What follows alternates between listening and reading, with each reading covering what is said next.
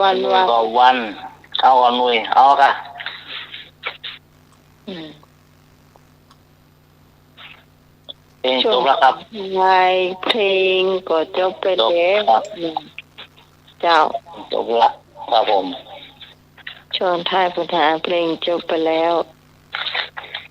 คำเดียวคำเดียวคำเดียวเราจะมี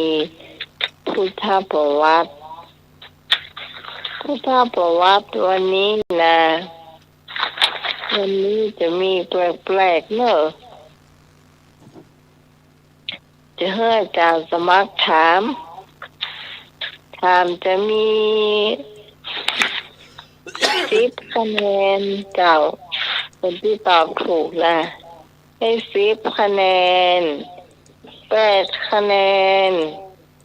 6 คะแนน4 คะแนนแล้วก็2 คะแนน1 คะแนนแล้วก็1 1 1อย่างว่าแล้วแต่แล้วคนที่ตอบข้อที่2นี่นะจากคนที่ได้10 8 6นี่ไม่ได้ตอบว่าเนอะเราจะให้โอกาสคนที่ได้4ได้2 กับ 1ได้ตอบก่อนเราจะปล่อยโอกาสให้เปิ้นได้ตอบพ่องเราจะรู้ว่าเปิ้นจะคิดจะได้เนาะคะแนนที่เปิ้นได้น้อยมันจะได้กระตุ้นขึ้นมาหน่อยเนาะแต่บ่ใช่ว่าจะห้ามบ่ให้ตอบนะแต่ข้อที่3มีโอกาสอยู่เข้าใจอยู่เนาะเข้าใจก็พี่หนุ่ยป๋า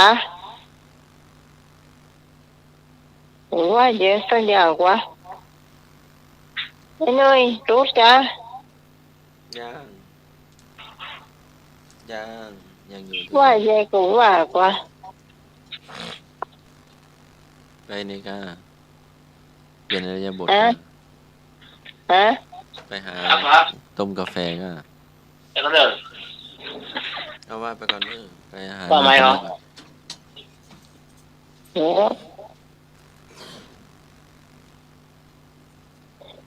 ก็ต้องบอกแล้วว่าคนที่ตอบข้อที่1ได้เนี่ยได้10 คะแนนนะครับ10 8 6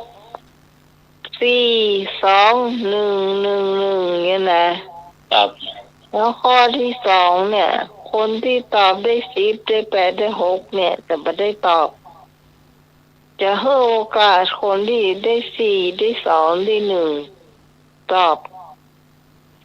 ก่อนเพื่อคะแนนจะได้เฉลี่ยกันแล้วข้อต่อไปคนที่ตอบข้อที่1น่ะก็จะมีโอกาสได้ตอบแถมมีโอกาสเดี๋ยวเขาจะบอกเองเนาะคอยจำไว้ก็แล้วกันว่าไผตอบได้4ได้2ได้1นี่นะจำไว้ให้ดีอย่างพี่พรเอราวัณอันนี้จังได้คะแนนน้อยเนาะโดยเปิ้นบ่ตันของกายเนาะเจ้านี่ถามได้เลยอย่างสามารถถามได้เลยเปิดโอกาสเต็มที่แล้วเจ้า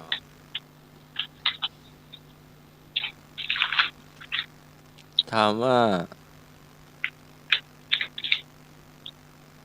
พระพุทธองค์ส่งสาวกไปประกาศศาสนาครั้งแรกกี่องค์ก50 องค์ขอ60 องค์ค70 องค์ง1,250 องค์พระพุทธองค์ส่งพระสาวกไปประกาศศาสนาครั้งแรกกี่องค์ก50 องค์ขอ60 องค์ค70 องค์ง1,250 องค์เจ้า พี่พรตอบขอไข่60 องค์เจ้า พรขอไข่ ความตอบขอไข่เนาะ ครับ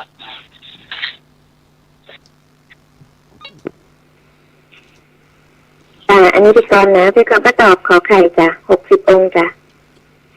เจ้า พรขอไข่เนาะ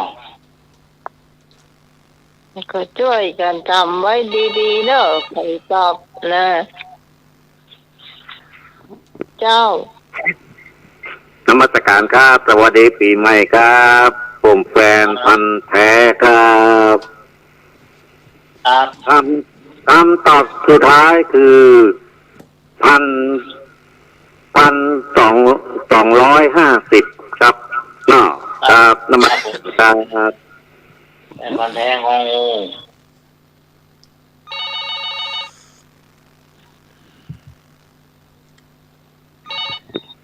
ครับผม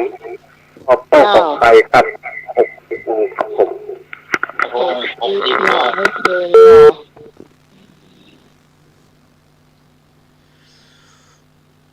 ตอบไม่ได้เจ้าตอบมาได้ เจ้าน้องไหมพี่ก็ขอไข่นะเจ้า เจ้า ขอไข่ ขอไข่สี่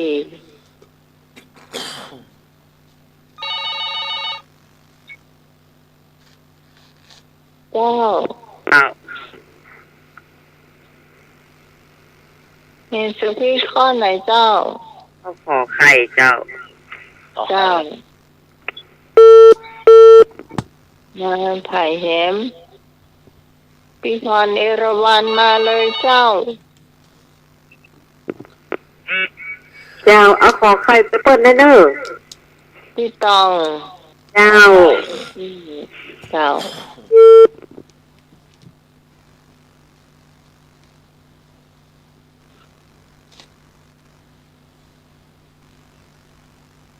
พี่พรเอราวัณมาเลย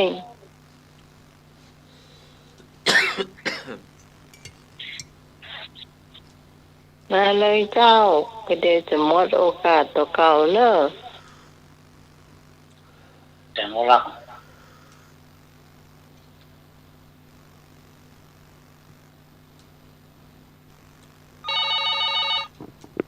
ไหมพี่เอาก็ขอไข่เนอะขอไข่ จ้างออกไปเนาะ ครับผม โอเคหมดละเฉลยเจ้า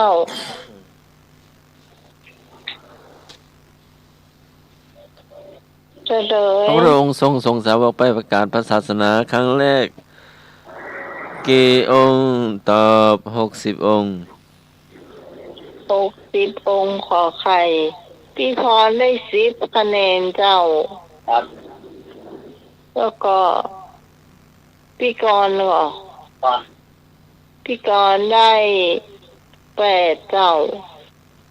แล้วก็ ไอ้พง ไอ้พงษ์ได้6แล้วพี่สารีได้4รองมาจากพี่สารีคือไผ่อะ สุพิษ แม่สุพิษได้2 พี่ตองพี่พร พี่ตองได้1พี่พี่พี่พรเอราวัณได้1เนาะ ครับ เจ้า3 คนแรกน่าจะบ่ได้ตอบเสนอข้อที่2นี่นะแล้วข้อที่2นี่จะเป็นพี่สารีที่จะได้ตอบ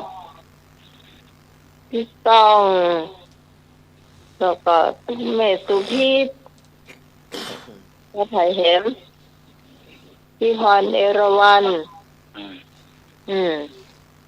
กาแฟนพันธุ์แท้ ครับ แล้วก็ไอ้นุย ครับ โอกาสตอบข้อที่2เจ้า พระเถระรูปใดที่บวชดด้วยศรัทธาก็พระอัญญาโกณัญญะขอพระยัสสะขอพระมหาโมคคารณะงอพระลาทะพระภิกษุพระเถระรูปใดที่บวชดด้วยศรัทธา อ่านชัด อ่านชัดๆมันฟังไม่ค่อยรู้เรื่อง ก็พระอัญญาโกณทัญญะขอพระยะสะขอพระมหาโมคคัลลานะงอพระลาทะพระเถระรูปใดพระเถระรูปใดที่บวชดด้วยศรัทธา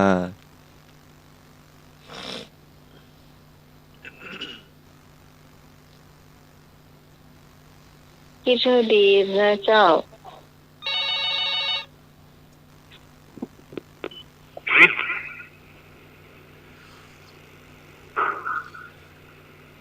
ตอบเจ้าน มัสการครับสุดท้ายคือปัญญาคุณโกธัญญะครับเนาะตามนมัสการครับ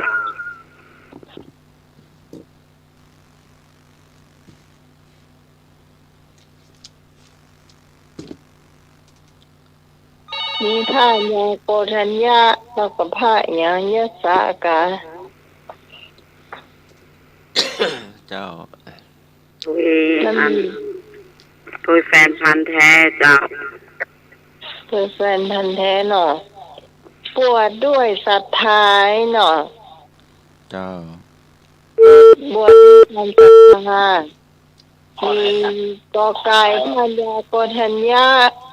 ขอพระยศสะขอ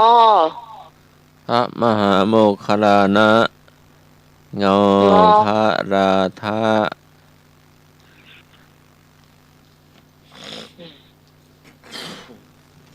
คิดให้ดีนะเจ้า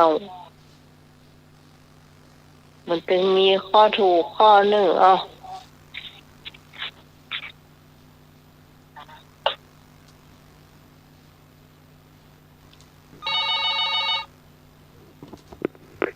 ตรงไหนที่ เจ้า ที่เอาก็ขอใครเนอะ เจ้าพี่พรเนรวันเอาข้อขอไข่ยังเหลือพี่ตองกับพี่สารีมาจะตัวกันก็ได้หรือว่าแยกก็ได้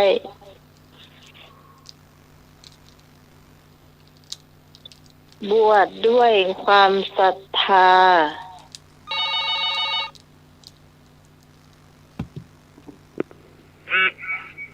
ที่ต้องจะเอาข้อคอควายเด้อ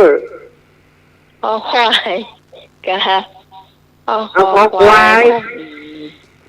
พยาศาลหนอกะ เจ้า ช่วยอย่างข้อขอควายพระอย่างนี้พระโมคคัลลานะ เจ้า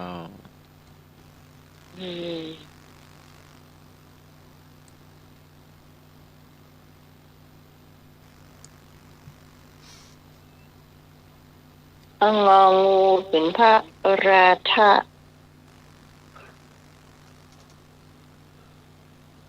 เดี๋ยวพี่สารีเจ้าจะตัวเปิ้นหรือว่าจะแยกทางมา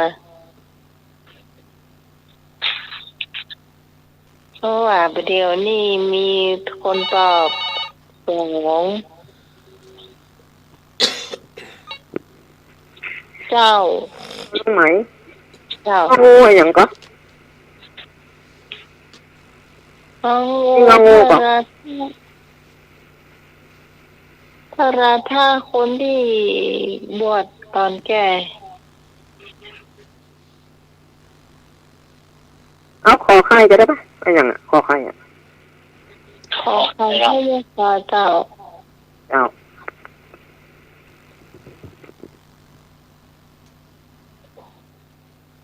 ที่ดีขอใครหน่อย เจ้า กอไก่มีสองคอไข่มีสองคอควายมีหนึ่งงองูมีเนาะเจ้ามันเหลือ5 คนเนี่ยเหรอไอ้หนุ่ยเหรอ กอไก่ กอไก่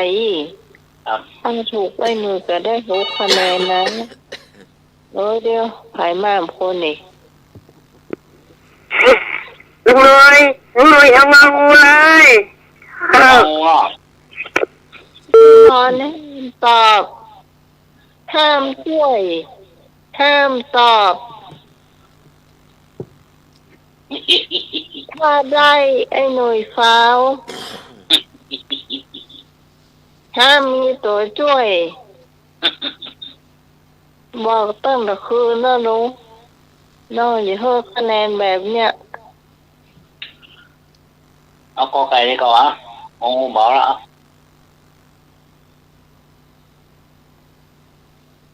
เฉลยเจ้า พระเถระที่บวชด้วยศรัทธาคือพระราธะงองู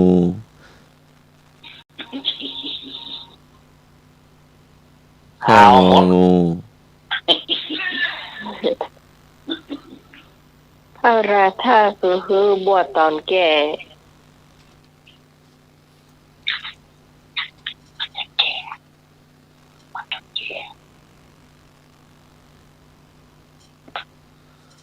พระพุทธเจ้าเสด็จดับขันธ์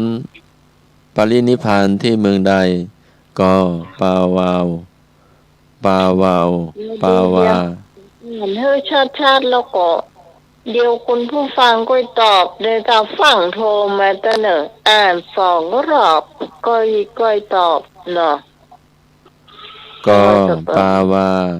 ขอพาราณสีคอปาตะลีบุตรงอกุสินาราพระพุทธเจ้าเสด็จดับขันธ์พระปรินิพพานที่เมืองใด เจ้าพี่พรตอบข้ององูกุสินาราเจ้า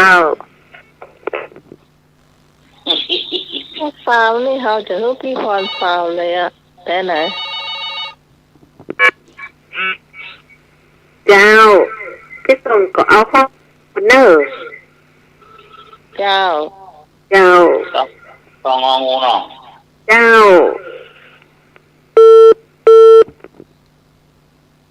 คราวนี้มีตอบกันหมด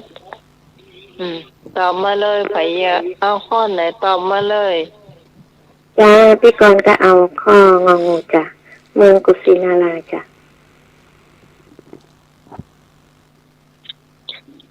จุดลาลา พี่กรตอบข้ององูเนอร์ ครับผม เจ้า นี่ท่านดาวเมืองกุศลานี่ เอางูใช้เพื่อนนั่นแหละปะง่ายๆนี่นะครับ เจ้าพงไอ้พงที่4ที่5เนาะ ครับ 4ว่า5จำเนี่ย ที่ห้า เจ้า เจ้าน้องไหมพี่ก็เอางองูตัวเปิดนะเจ้า ครับ เจ้า งองู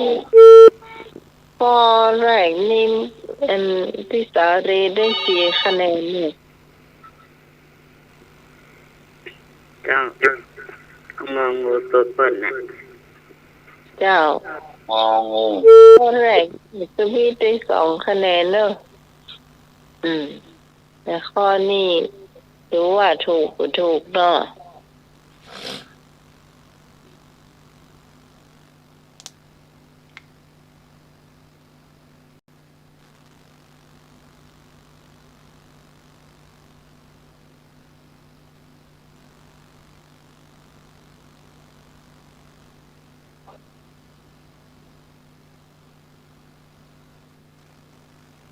ออนปากเจ้าพิตองพิกรพิหอมเมรวันไอ้โคงแก่ลี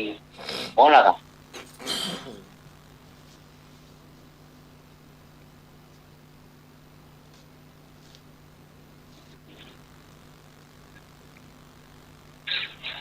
เฉลยเจ้า พระพุทธเจ้าเสด็จดับขันธ์ปรินิพพานที่เมืองกุสินาราขององู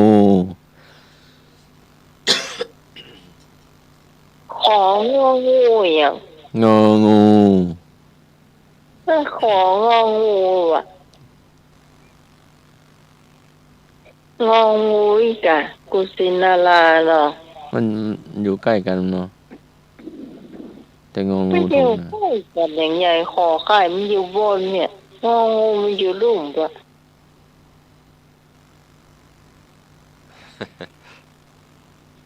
พี่พรได้10 คะแนนใครมาที่2ให้หน่อย พี่ตอง พี่ตองได้8 คะแนน คนที่3เหรอ ตอน พี่กรณ์ได้6 คะแนน คนที่5 ตอนนิร ไอ้ วัน พงษ์เหรอไอ้พงษ์ได้4 คะแนนเลยเจ้า แล้วต่อไปพี่สาลีได้2 คะแนน นอกนั้นก็ได้1 คะแนน ข้อต่อไปคนที่ได้10 8 6ก็ได้ตอบมาเนอะเอามือตอบละ คนที่ได้ตอบ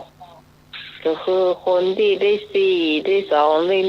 1 ก็คือไอ้พงษ์พี่สาลีพี่แม่สุพีตกับพี่พรเนาะเจ้าข้อต่อไปเจ้าถามเลย การร้อยกองพระธรรมวินัยจะเป็นหมวดหมู่เรียกว่าอะไรกสังขายนาขอสังคหะคสังไวย อัน ทะ ที่มัน ยาย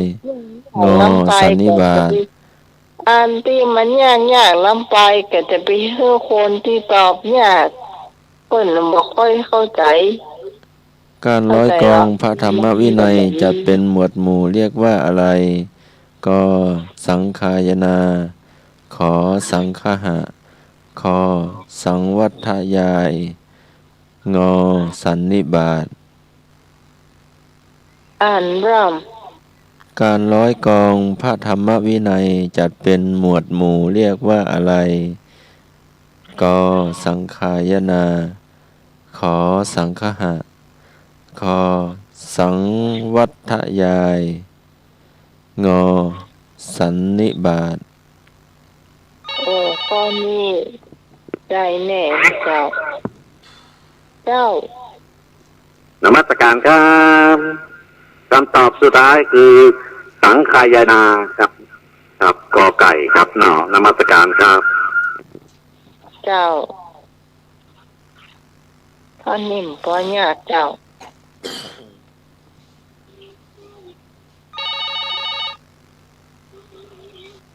เจ้า กอไก่นะ สุดที่ไหนเนาะ เจ้า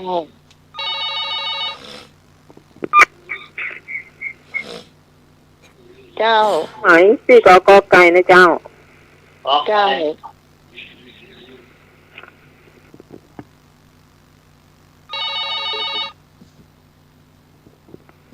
กอไก่ครับกอไก่ครับ ก็ไหนเนาะ ไก่เนาะ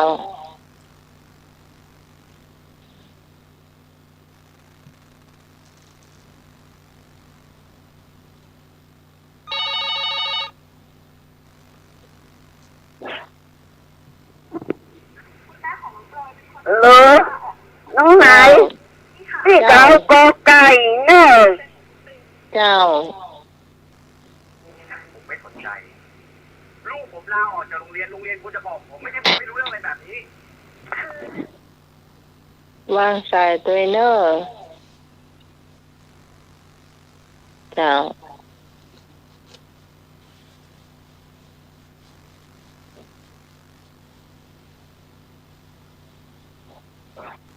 อันนี้ไผ่ตอบมาก่อนเลยหน่วย แฟนพันธุ์แท้ แล้วไผ่ผมแม่สุพีต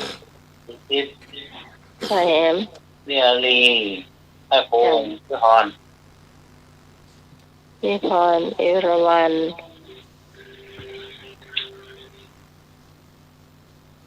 นี่3-4 คนเนี่ยเหรอ ครับ อืม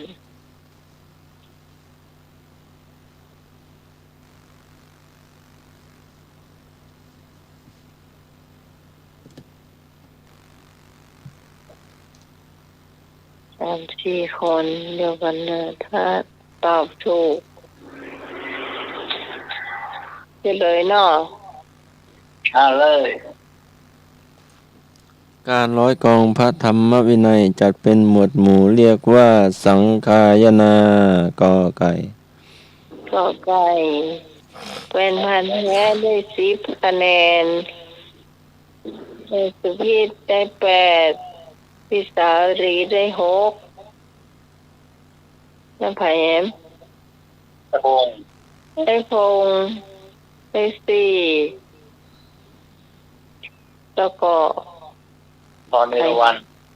พี่พรเอราวัณได้2เนาะนี่2ประเดี๋ยวนี้ที่ได้คะแนนน้อยที่สุดเราจะดูว่ากี่คนเนี่ย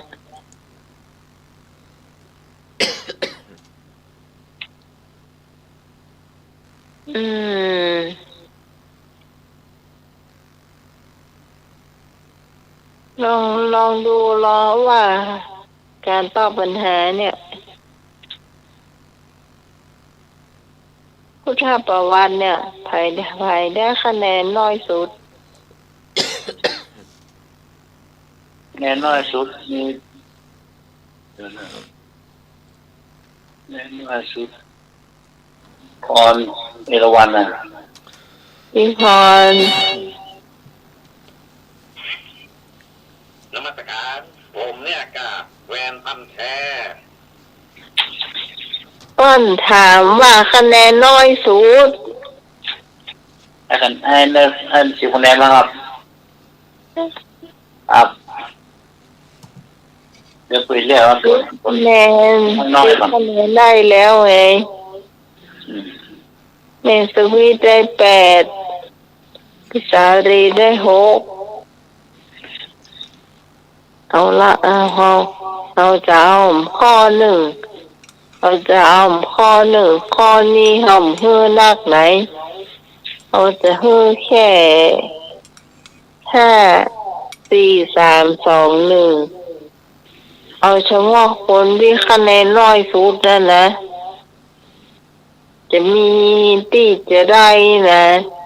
เป็นพันธุ์แท้เตี่ยได้ตอบพิสารีเตี่ยได้ตอบพี่ตองเตี่ยได้ตอบไผ่แหมมาไอ้พงษ์เนาะ ครับ ไอ้พงษ์กี่คนล่ะ 4 คน หึ แอนพันธุ์แท้ เป็นพันธุ์แท้พี่พงษ์เอราวัณพี่ตองพี่สารีไผ่แหมมาไอ้พงษ์5 คนกันเนาะ ครับ 5 คนเนี่ยเจ้าจาก5ไปถึง1 คะแนนเนอะข้อที่5นะ5 คนเนี่ยจะได้ตอบใครตอบก็จะใครตอบก่อนถูกต้องก็ได้5 คะแนนก็จะได้เรียงไปตามนั่นเนอะมีไอ้พงษ์พี่พรเอราวัณเป็นพันธุ์แท้พี่ตองแล้วก็พี่สารีเห็นเหรอพี่พรเอราวัณตัวเอง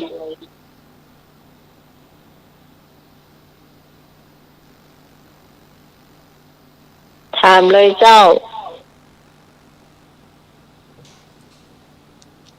อันนี้มาได้10 คะแนนแล้วเนอะนี่จะได้5 คะแนน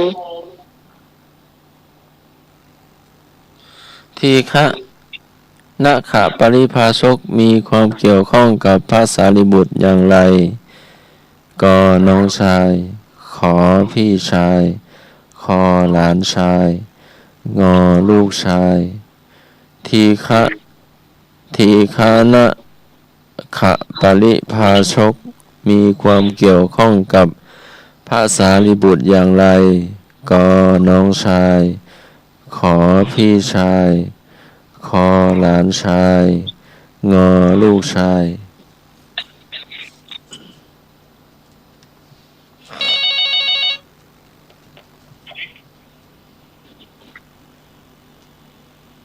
เจ้าน มัสการครับคำตอบสุดท้ายคือน้องชายครับกับนมัสการครับ เจ้าเป็นพันธุ์แท้ตอบว่าน้องชายเนาะ งองูเนาะว่าอย่าง คอควายน้องหลานชาย ข้อควายเนาะ งองูลูกชาย กอไก่น้องชาย ขอไข่พี่ชาย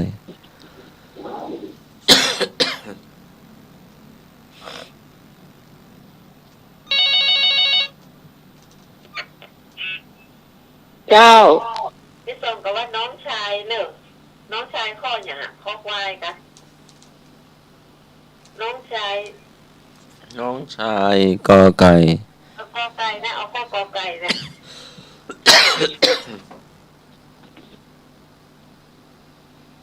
ข้อสุดท้ายละนายเจ็บปีตากับไปล่มนะคะล่มหมูเนอะ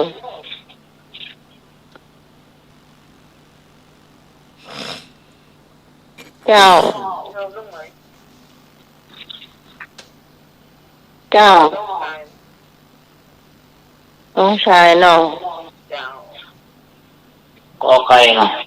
เปิ่นมีตึงน้องเปิ่นมีตึงหลานเปิ่นมีตึงอ้าย กอไก่ ลู โป๊ กเป็น ก ดีเนอะ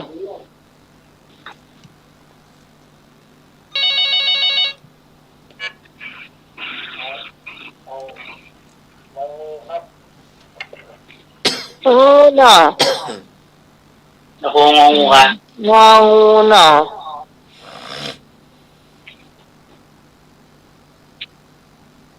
ไอ้พงไปงองูคือหลานเนาะไม่เนาะ งองูนี่ลูกชาย ฮะ งองูลูกชาย คอควายหลานชาย ขอไข่พี่ชาย พง กอไก่น้องชาย ลูกชายจะมีว่ะที่เจ้ามีลูกว่ะ หลานอ่ะ ก็ว่าหลานเนาะเปลี่ยนเนาะอืมเจ้า โพงเปรี้ยวคอควายละ ไอ้พงคอควายเจ้ามันเดินได้ค้างไผ่นี่ค้างไผ่ยังไม่ได้ตอบมาเนอะเป็นทันแท้ตอบแล้วพี่ตองตอบแล้วพี่สาวลีตอบแล้วเนาะ ครับ ถ้าพี่ทำเลย พี่พรในวันมา เจ จ้ะ ริญ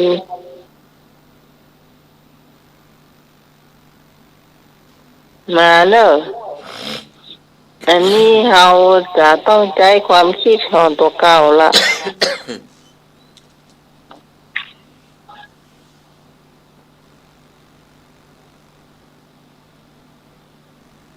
คนที่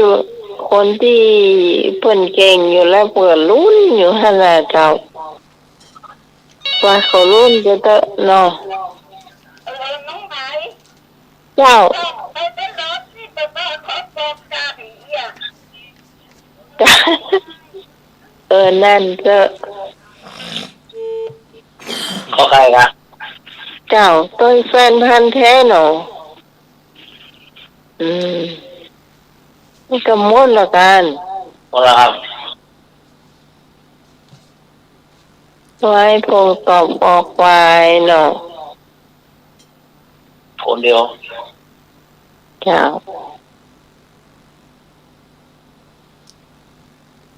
เฉลย ที่คณะขะปริภาชกมีความเกี่ยวข้องกับ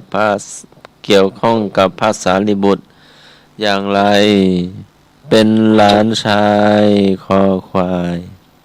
คอควายเห็นไอ้พงเจ้า บอกแล้วว่าเปิ้นมีหลานมีอายและมีน้องนะ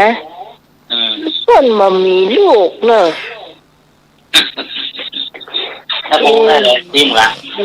มันเล่าพายกระซี่เผียอ่ะ ถ้าโพงได้เลย ฮะ ถ้าโพงได้เลย ไอ้พงได้5 คะแนนเจ้า 5 คะแนนเนาะ ก เจ้าน้องนั่นทีละ อ๋อ พายจะซื้อปล่อยผม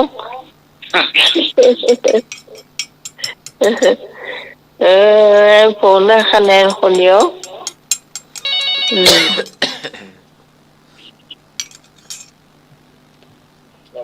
จังมันมีเนาะเจ้า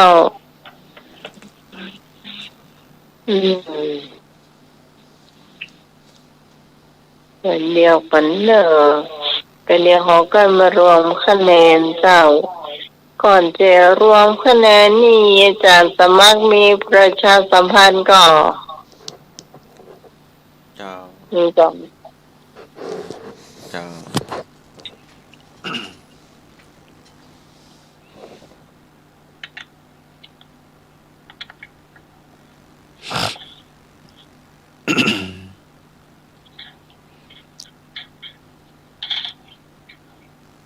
ก็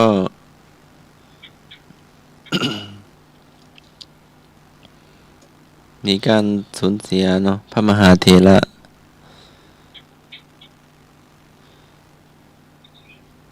หลวงพ่อพระครูสุภาการพระครูภาสุกะสุภาการสำราญสุภาจาโลอดีตหลวงพ่อเจ้าคณะตำบลสังเผือกป่าตันเนาะ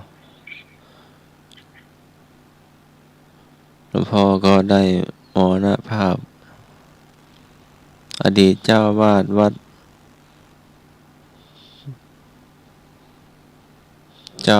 ดเมืองลัง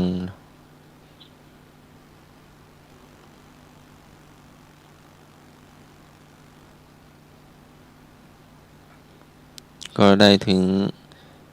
มรณภาพตั้งแต่วันที่24ธันวาคมเวลา 23:40 นาทีณโรงพยาบาลนครพิงค์เชียงใหม่ก็คณะสงฆ์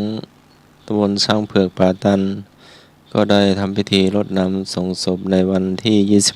26ธันวาคม2567เวลา 16 นาฬิกาเนาะก็ได้บำเพ็ญกุศลตั้งแต่วันที่26ถึงวันที่29เนาะก็คือวันพรุ่งนี้เนาะหลวงพ่อเจ้านะตำบลพระเลขาหลวงพ่อเจ้าวาดก็จะไปร่วมกันเนาะแสดงถึงความสามัคคีของหมู่คณะสงฆ์เนาะก็พรุ่งนี้ก็จะกลับมาสายหน่อยเนาะก็พรุ่งนี้คณะสงฆ์อำเภอเมืองจังหวัดเชียงใหม่เนาะก็เป็นเจ้าภาพเนาะ เจ้าชัดเจน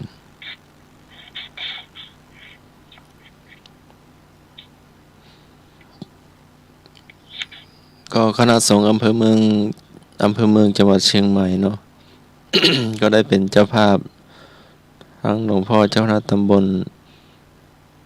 พระเลขาหลวงพ่อเจ้าอาวาสเนาะตลอดถึงหลวงพ่อเจ้าคณะอำเภอรองเจ้าคณะอำเภอเจ้าคณะตำบลรองเจ้าคณะตำบลเนาะก็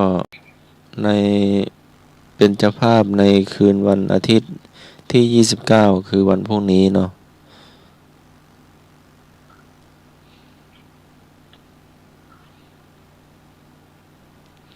ก็ตามมติสงฆ์เนาะก็ช่วยกันวัดละพันเนาะถ้าเป็นลูกพระลูกเนนพระลูกวัดก็วัดละ500เนาะก็เพื่อน้อมถวายบำเพ็ญกุศลเนาะเจ้านี่ก็ได้สูญเสียพระมหาเถระรูปหนึ่งไปเนาะหลวงพ่อพระครูภาสุภาการ สำราญสุภาจาโรเนาะอดีตเจ้าคณะตำบลช้างเผือกป่าตันเนาะ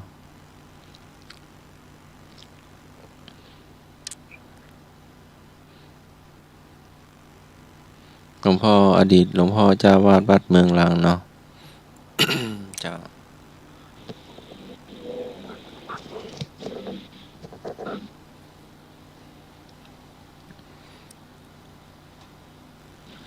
แล้วก็วันนี้คณะสงฆ์ตำบลสุเทพเนาะแต่ว่าก็วันที่27ที่ผ่านมาก็ประชุมคณะสงฆ์อำเภอเมืองเชียงใหม่เนาะก็ได้รับไฟพระฤกษ์แล้วก็น้ำพระพุทธมนต์จากสมเด็จพระสังฆราชเนาะก็จากอำเภอจากคณะสงฆ์จังหวัดหลวงพ่อเจ้าคณะอำเภอทุกอำเภอก็รับน้ำสงฆ์แล้วก็ไฟพระฤกษ์แล้วก็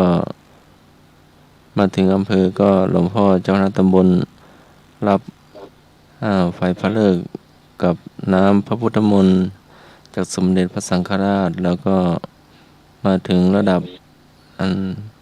เจ้าวาดในปกครองเนาะวันนี้ก็ได้กราบเรียนหลวงพ่อเจ้าวาดวัดในปกครองก็ได้ไปรับหลวงพ่อเจ้าคณะตำบลก็ให้ไปรับที่วัดอุโมงค์เนาะอุโม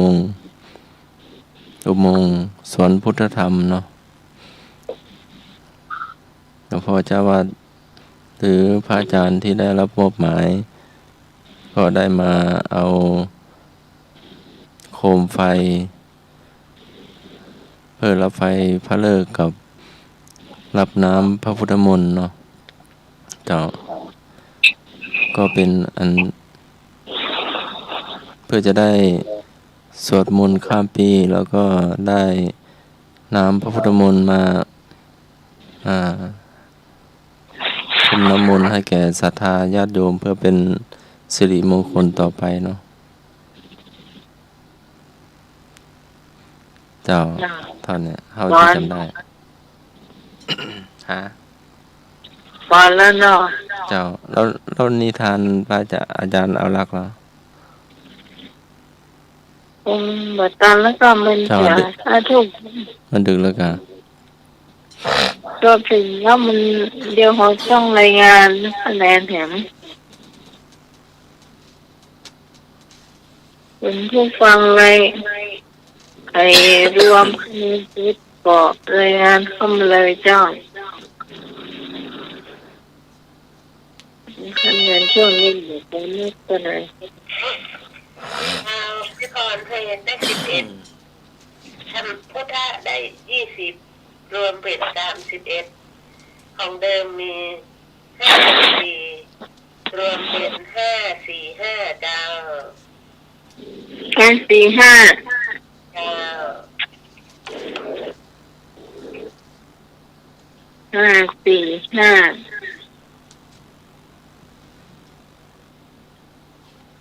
เนี่ยครับต่อเจ้าให้พงวันนี้ธรรมะเองธรรมะได้ยาวเองได้15เป็นเท่าใดนะ35เก่า470รวมเป็นหมดก่อนของเก่ามา440รวมทั้งหมด475คะแนนครับผมครับ475หรอ475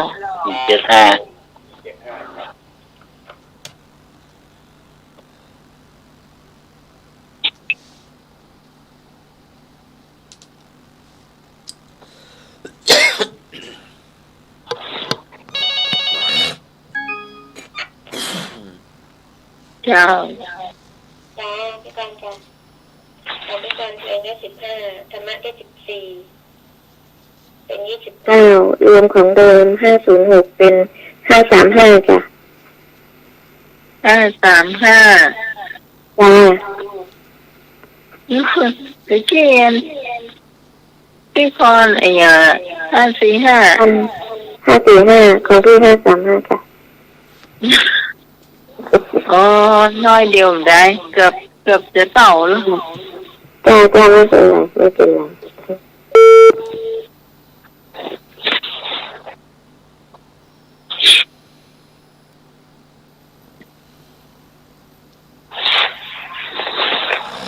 โอ้โหจะได้นะเลยเลย หมายของพี่เพลงได้3ทำหน้าได้4เป็น7แล้วก็ของเก้ามี95เป็น102เดี๋ยว เดี๋ยวยาย พี่พรธรรมาได้2อ่ะไม่4ว่ะ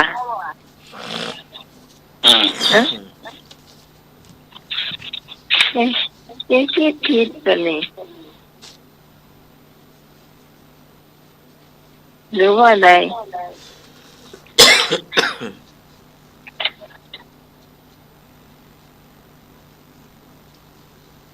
รวมแล้วเป็นอะไรก็เหตุที่พี่พ่อน่ะมาแล้วมาได้4บัวเจ้าน้องไหมเจ้าพี่เพลงได้32ธรรมะได้12รวมเป็น44ของเก้า701รวมเป็น745เจ้า745เจ้าเลขสูงสวยเนาะ745ได้เพลงนักลูกที่ทำหน้าได้4นะแล้วก็เพลงได้3เป็น7อ๋อของเก้ามี95เป็น102อ๋อเต่า102น้องเหรอเจ้าขอบคุณครับผม โอ้ขึ้น100แล้วเนาะขึ้น100ละ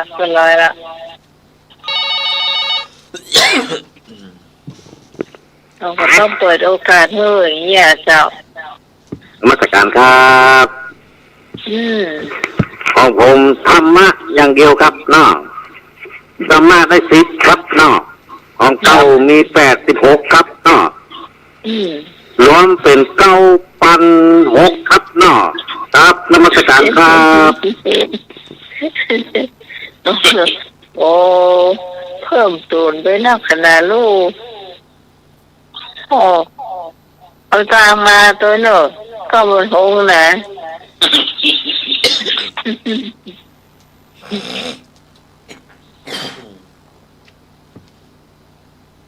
เอาผ่านข้างที่ตอง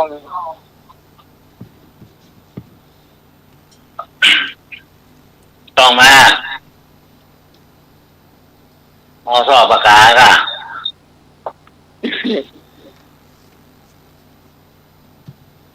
พี่กรกับมาแล้วหรอท่านพี่ตองได้600ตายแล้วนะเจ้าพี่สองเพลงพี่สองได้8คะแนน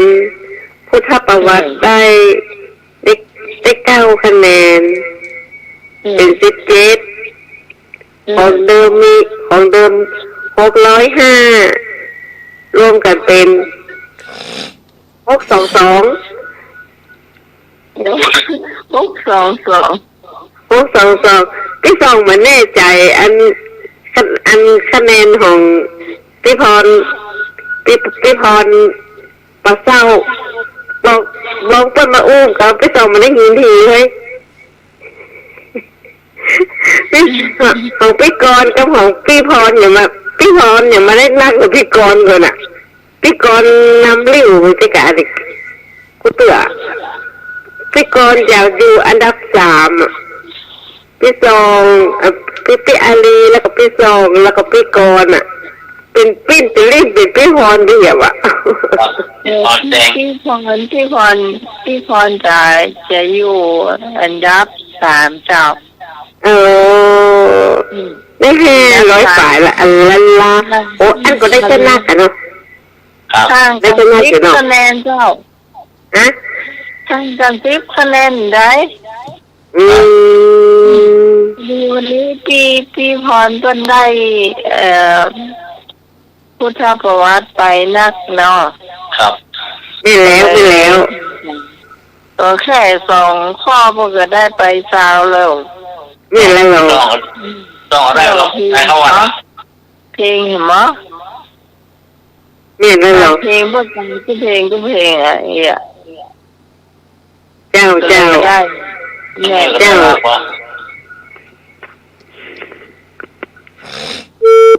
กันนักตัวไหนกันไป10คะแนนเหมือนได้ ครับ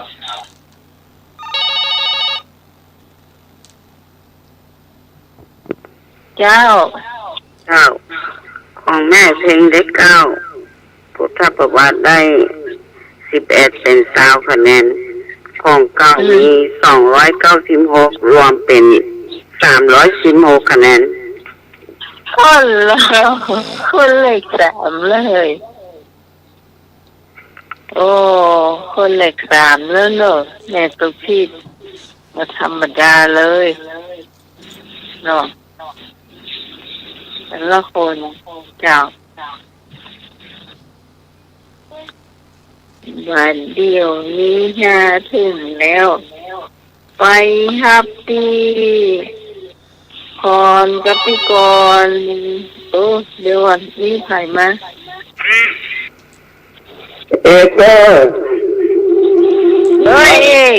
ลืมไป 3คะแนนของเก่า185เป็น188แล้ว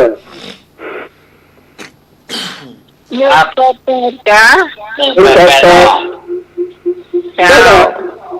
เอกโอนเงินเข้าบัญชีน้องหมายแล้วนะ อ๋อค่ะ โอนเมื่อวันที่26นี่นะ200 บาท ครับโอ้สมาขอบคุณครับ โอนมาเลยเนาะ ครับ โอ้ สุขภาพแข็งแรงอายุวันโนสุขังพลัง เจ้าขอบคุณจันนักเนอร์และเพิ่มเติมสำหรับพระเอกพยาวนะเจ้านี่ลูกหลานเพิ่นเป็นคนโอนให้จ้าขอบคุณจ้ามาพี่พรกับพี่กรณ์มาเจ้าวันนี้เราจะร้องเพลงสักกรรมแล้วไอ้หนุ่ย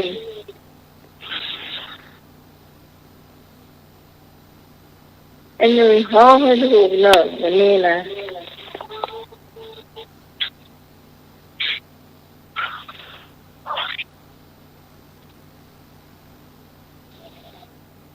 นะครับพี่พรกับพี่กรณ์ โลนี้นิทานมีเนาะ นี่ก็ได้บ่มีเดี๋ยวจะทำข้าวเจ้า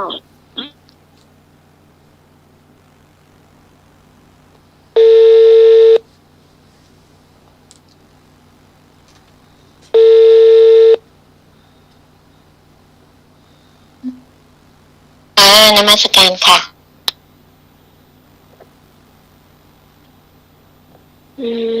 พร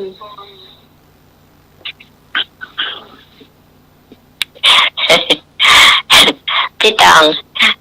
เดี๋ยวบอกพี่ตองน้องพรเขาได้ธรรมะเยอะที่อันพระอาจารย์ให้เมื่อวันอาทิตย์ที่แล้วอย่าพี่ตอง รับ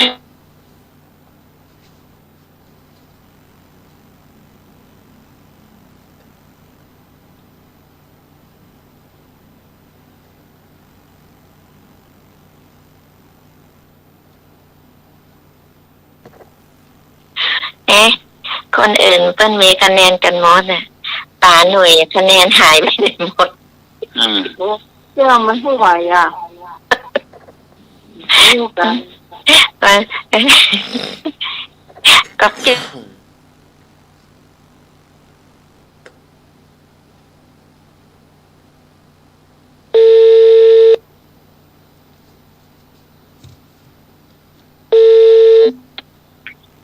เจ้ากระภาษาเจ้า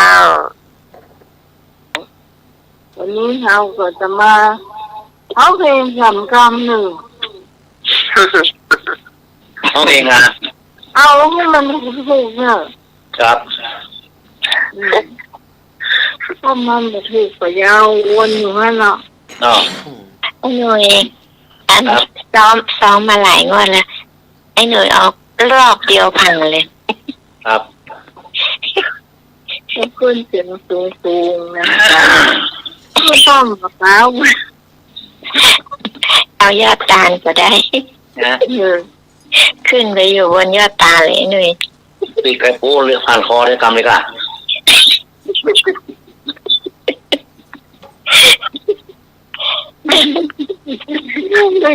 นะ โอ้ยเองไงยังโกงก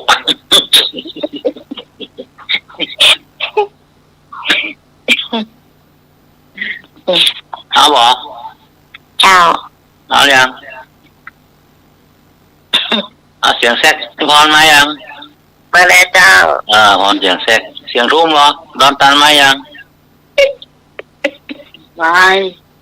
สบาย วันนี้เอทำได้ ฮะ คนจะปิดบ้านผูกนอนหลับเมื่อกัน นอนได้เหรอ ขโมยนี่ อยู่ข้างห้อง นอนได้ไม่เหรอ ก็นอนคนละห้องอยู่ข้าง อ๋อ วันนี้ไม่ได้ไปขึ้นดาดฟ้าเลยน้องพัดไม่ได้เจ้า ไอ้โลมมันเย็น อับสัญญาณเพราะว่าคนข้างล่างปูบ้านข้าง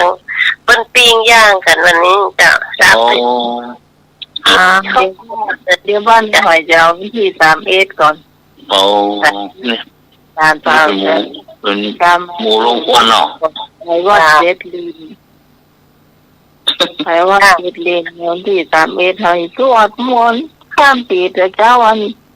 แม่ตรวจมนต์ข้ามปีให้หน่วยฟังเนาะ เจ้าลุงหนุ่ยเริ่มเลยเจ้า 12 มกราเดี๋ยวก่อนเลยอย่ามาเลยนิสัยมันคดีอ่ะ ขึ้นเสียงสูงหน่อย 12 มกรา2568มันเป็นเดือนแรกของปี งานประเพณีที่ทำกันไว้ยังจำได้ไหมทอดกระป่าสามัคคีบอกกล่าวเพื่อนพ้องพี่น้องเอาส่งคุณป้าอยากสร้างบารมี จงช่วยเกื้อกูลสนับสนุนเราหน่อย100 200 300ก็ยังดี งานประจำปีที่เคยทำไว้ ถ้าป่านั่นไงเราทอดถวายเดือนนี้บอกกล่าวเพื่อนพ้องพี่น้องหญิงชายเป็นแฟนทั้งหลายที่ฟังคลื่นนี้มาช่วยต่อเติมเสริมบุญสมทบศาสนาจะได้อยู่ครบถึง5,000 ปีเราไม่เคยหลอกแต่เราจะบอกคุณผ่านคืนนี้ถ้ามีจิตมาให้ตรีสิ้นปีคอยสมทบมาสำหรับไม่เลยสำหรับเลยคุณเลย12 มกราคม2568มันเป็นเดือนแรกของปีงานประเพณีที่ทำกันไว้ ยังจำได้ไหมทอดพระป่าสามัคคีบอกกล่าวเพื่อนพ้องพี่น้องเอาลุงคุณป้าอยากสามารมี จงช่วยเกื้อกูลสนับสนุนเราหน่อย100 200 300ก็ยังดี งานประจำปีที่เคยทำไว้ ป้าป่านั่นไงเราทอดถวายเดือนนี้ บอกกล่าวเพื่อนพ้องพี่น้องเอา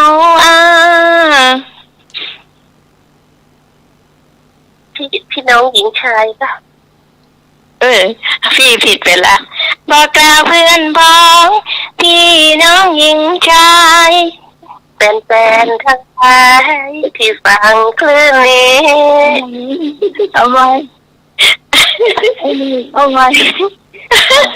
ลองดูความจำหายไปไหนไม่รู้ไอ้หนุ่ยเอาไหมสมัยจะเจ้าขึ้นได้ดีแล้วขึ้นได้ดี12 มกราไหมหน่อยไอ้หนุ่ยขึ้นได้ดีแล้วความจำหายไปไหนไอ้หนุ่ยขึ้นใหม่จ้ะสุมาไป12 มกราเนี่ย12 มกราคม 2568มันเป็นเดือนแรกของปีงานประเพณีที่ทำกันไว้ยังจำได้ไหมทอดพระป่าสามัคคีบอกกล่าวเพื่อนพ้องพี่น้องเอาลุงคุณป้าอยากสามารมีจงช่วยเกื้อกูลสนับสนุนเราหน่อยคนละ100 200 300ก็ยังดีงานประจำปีที่เคยทำไว้ป้าป่านั่นไงเราทอดถวายเดือนนี้บอกกล่าวเพื่อนพ้องพี่น้องหญิงชายเป็นแฟนทั้งหลายที่ฟังคลื่นนี้มาช่วยต่อเติมบุญสมทบศาสนาจะได้อยู่ครบถึง 5,000 ปีเราไม่เคยลบแต่เราจะบอกคุณผ่านคืนนี้ถ้ามีจิตไปตรีสิ้นปีคอยสมทบมาเป็นเสียงตกลง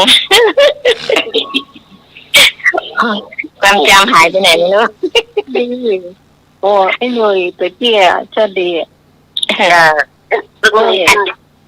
อันนี้ก็ดีอันนี้ก็ดูจ้ะอันนี้ก็ดีเอาซุปเปอร์สตาร์อันจะบอกน้องแมงเดี๋ยวจะบอกแฟนพันธุ์แท้ก่อนแฟนพันธุ์แท้ก็จ้างไม่ได้บอกชื่อจริงนามสกุลจริงนะเพลงนี้นะผู้แต่งก็คือผู้แต่งคำร้องทำนองคือน้องพิสมัยสุริโยดรเนอะแล้วก็ค่าจ้างไม่บอกชื่อจริงนามสกุลจริงประมูลมาเนอะเท่าใดเอาเงินไปรวมทำบุญพระป่านั่นเนอะแฟนพันธุ์แท้เนอะ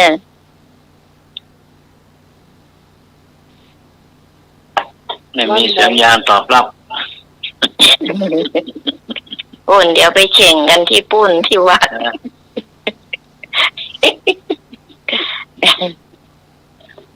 วันนี้ได้กี่คะแนนวันนี้ลุงหนุ่ยนี่ก็ปีเพิ่นไปจะสู้ระดับเขาหลายๆเขานี่ต้องได้หลายได้เท่าใดทำมากก็ได้หรอได้เท่าใดได้หลายรวมเบ็ดเท่าใดได้ใบแดงอยู่ก็66ก็น่าจะครับที่จริงจะได้เยอะเหลือนะแหลงพรเก็บประจำ7หรอวันนี้ได้7คะแนนหรอเพลงจ้ะทำมากก็ได้ซุปเปอร์นะครับ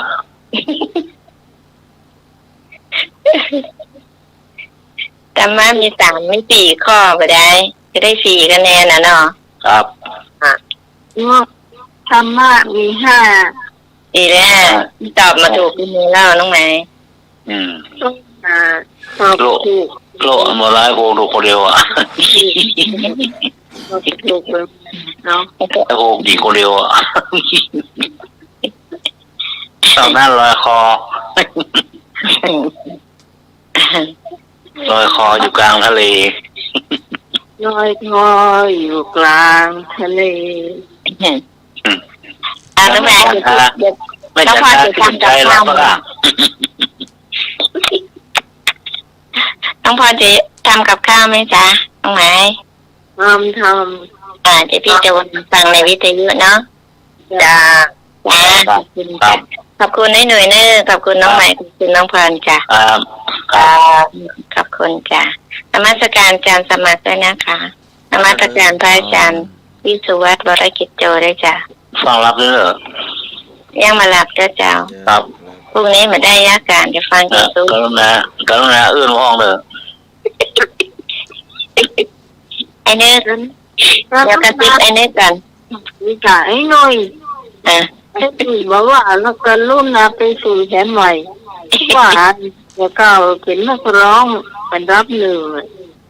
มาท่านเลยหน่วยได้อย่างไรเนาะ อ๋อมันเป็นนักร้องมาเป็น20 ปีขนิมขึ้นแล้วก่อนได้ร้องมาเป็น10 ปีแล้ว เปิดสไตล์อ่ะฮอกเรียนล้อเนี่ย แหมได้ที่ขี่แพะไล่เลยนะ ได้มาได้มาเร็ว ไอ้เนย ครับ ไปลืมเอานั้นไปเล่านะที่ก่อนบอกตะคืนน่ะจำได้อยู่ก่อนเราเจอน่ะลืมไปแล้วเนาะ ลืมละ คิดเอาไว้ก่อนเดี๋ยวน้องพรอย่ากับข้าวเอาละไม่ควรเวลาฟังในวิทยุเนาะจ้าเจ้าครับจ้าวันนี้จะทำเป็นหมูย่างเนาะ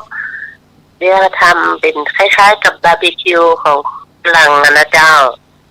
แล้วก็มันจะหายากทำง่ายๆแต่รำอร่อยเจ้าเราซื้อ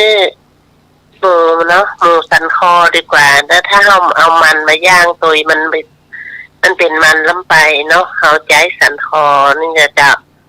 สันคอประมาณ1 กิโลนะเจ้าแล้วมาหั่นสี่เหลี่ยมประมาณหนึ่งนิ้วเจ้าประมาณ1 ข้อมือนี่นะ1 นิ้วนี่ก็ได้สี่เหลี่ยมจัตุรัสเลยนะเจ้ากว้าง1 นิ้วยาว4 นิ้ว1 นิ้วเจ้าเอาตัดเป็นสี่เหลี่ยมนะเจ้าแล้วก็หั่นไปจนครบเพื่อมันหมด1 กิโลเนาะเอาล้างก่อนเนาะก่อนที่จะหั่นเจ้าล้างแล้วก็หั่นแล้วเอามาใส่กระมังเนาะ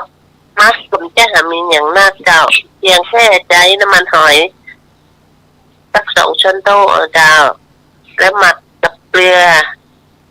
ครึ่งช้อนชาดีกว่าเดี๋ยวมันจะเค็มเนาะเอาครึ่งช้อนชาหมักเลยสินี่แล้วก็ หมักด้วยกันคลุกเคล้ากันไปนะเจ้าซีอิ๊วขาวก็ไม่ต้องใส่ละเจ้าใส่รสดีน้อยนึงก็ได้เจ้าเพื่อนี่เนาะเอามาคลุกเคล้าหมักไว้1 ชั่วโมงถ้าเรามีเหล้าบาลันดีนะสักครึ่งช้อนโต๊ะจะเอาหมักไปหั่นมันจะนุ่มหอมเวลาย่างแล้วคลุกเคล้ากันไปหั่นหมักไว้1 ชั่วโมงหรือว่ามากกว่านั้นจะเข้าตู้เย็นก็ได้มาเข้าก็ได้จะเอาหมักข้างนอกแต่เข้าตู้เย็นจะนุ่มดีเจ้าเอาหมักไว้แล้วเอามาเสียบจะได้ถ้าเรามีเหล็กบาร์บีคิวเขาก็ใช้เหล็กบาร์บีคิวยาวๆเนาะเสียบเข้าไปจนความต้องการเขาประมาณสัก4 ชิ้นนะเจ้าต่อเสียบนะเจ้าต้องเอา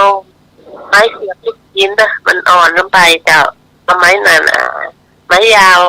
แบบก็เอาเสียบปลาดุกปิ้งก็ได้เจ้าไม้แบบนั้นเจ้า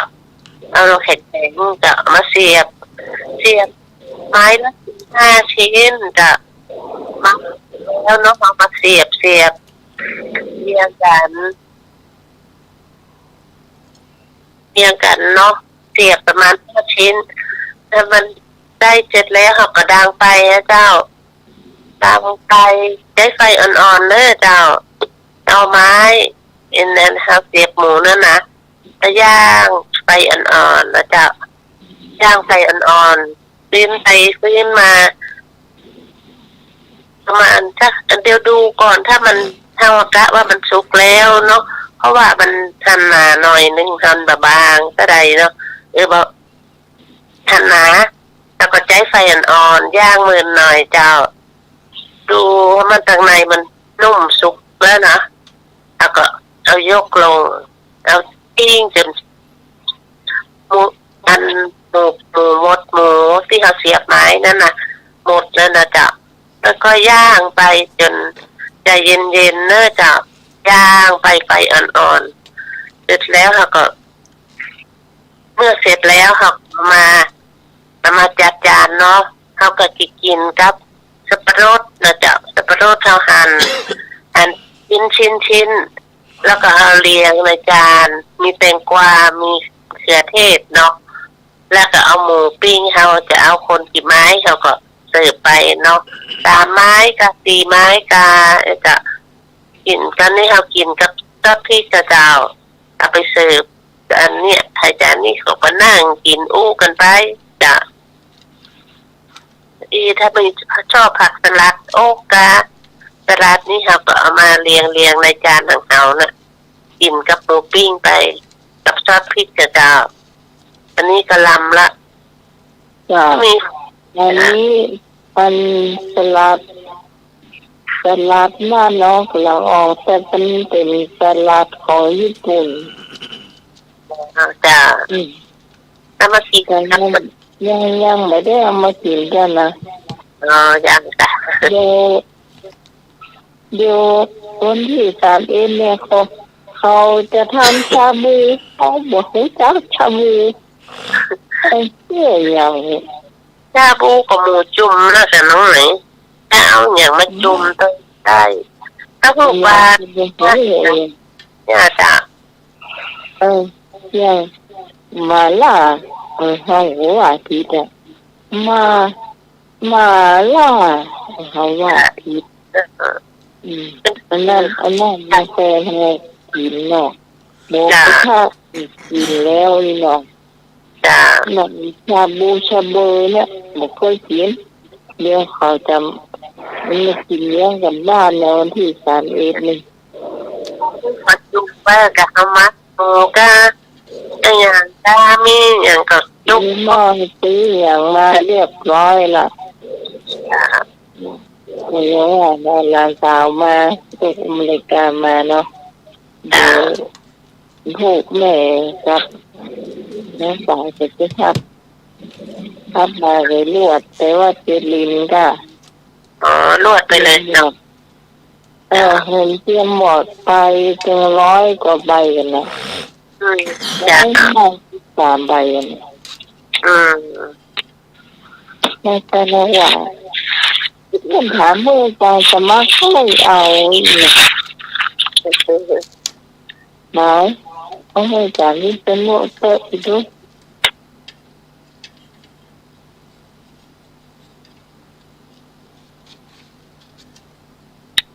เพิ่งจะไปอมก่อยจ้าไหนเป็นโมไปอมก่อยอันนี้ก็หันป้าเจ้าที่วัดเปิดกับไปอมก่อยนะระดมสตางค์ระดมของกันโทษได้เยอะเหมือนกันจ้ามันจะไปวันเด็กแล้วกันน้อยพ้นจ้า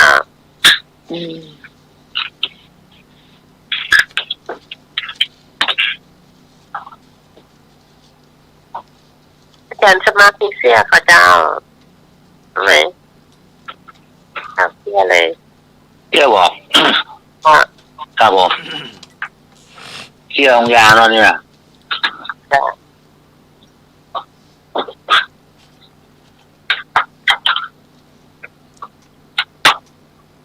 คนเท่าบางยาตัวเลือดนั่งรอมันไปบางคนเนี่ยเนาะแหละ4-5-6 คนผ่านไปนั่งให้รอเมิน ไป2 คนกันคนหนึ่งกูมันเข้าห้องน้ำเหลือคนเดียวแล้วพยาบาลบอกแม่ปัสสาวะเลือดเลยเหี้ยโอ้ลูกไปนั่งอย่างเงี้ยมันนั่งที่หน้าพยาบาล แม่เขาเสื้อก่อนเนาะ แม่เขาเสื้อมายื่นมือมาข้างซ้ายยื่นมือไปเปิ่นยื่นมือไปแล้วก็บอกวางยื่นแล้วข้างกึ่งเดือด นายพยาบาลว่าลงวางท่านเจ้า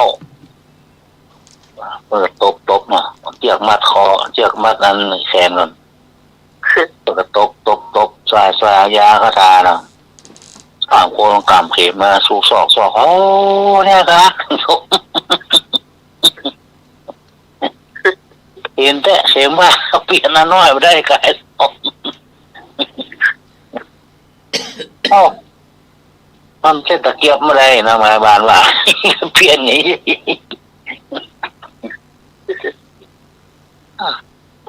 โอ้เข็มแต่เข็มว่าปะท้อเขาวันประแตะเพราะว่าโชมเอาดี คนตัวใหญ่แต่ตัวอันใจนิ่วหรอก ค่ะ Ừ. เข็มยังปะท้อใครอ่านพวกนี้อ่อนเราโปรแปรหมดอะ เอ้ยมาตัน3 เบิ้ล3แล้วล่ะ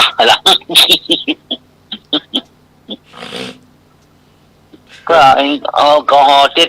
ได้แล้วล่ะหรือว่าดูโอ้กลัวแดกกลัวว่า มันยังดันได้เป็นด้วยเนาะ ยังนะเบอร์ลังเจ็ดอยู่อ่ะข้อเจ็ดนู่นน่ะเจ็ดแล้วก็เต๊กหุยล่ะ คนบางคนเส้นไม่ค่อยฟูหรอก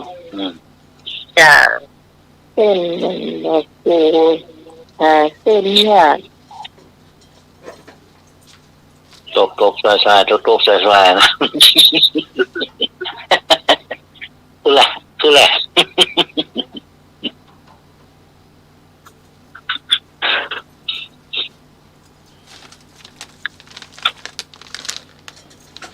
จบไป1 เรื่อง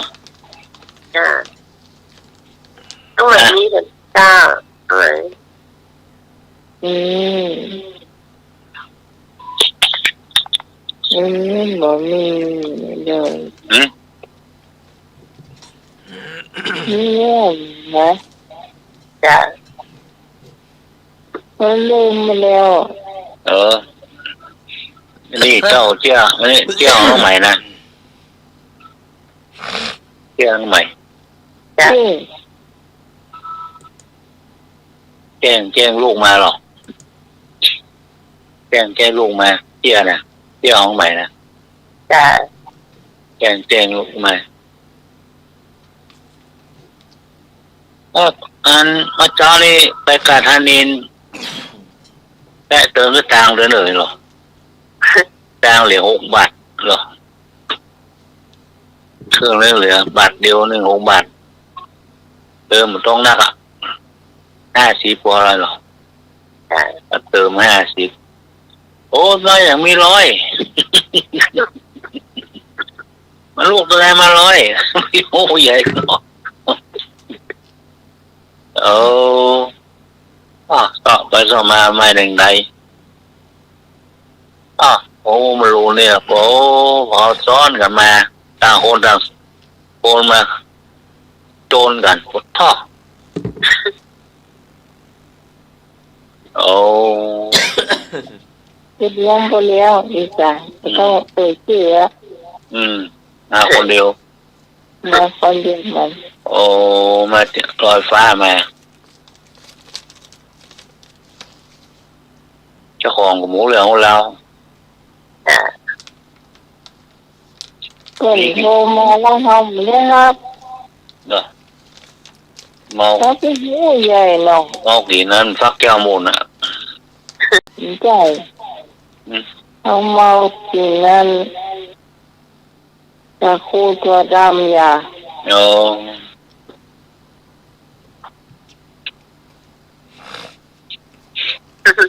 จบไปสองเรื่อง จบละ ก้าวมาก้าวบอก จำเข้าคู่กันไหม พวกเนาะ โอ้ยใช่ใหญ่เนี่ยเก่าอยู่ จ้ะ อย่างอ้อ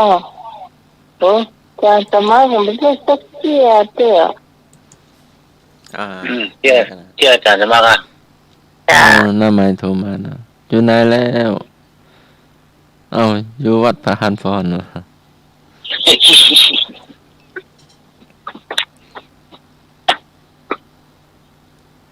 แล้วเมื่อใดจะถึงบอกให้ มาย่างย่างพาน้อยกำลังถวายน้ำปานะนิมนต์ทำวัดอยู่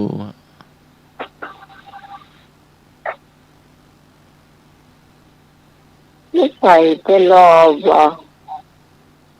โลกตัวมึง กำเดียวอันพลขับเพิ่นประสงค์ของให้น้องกำเดียวเกือบชั่วโมง โซเฟอร์มาบอกโอ้น้องไปหน้าติ๊กๆว่ะไปถึงโรงพยาบาลเนี่ย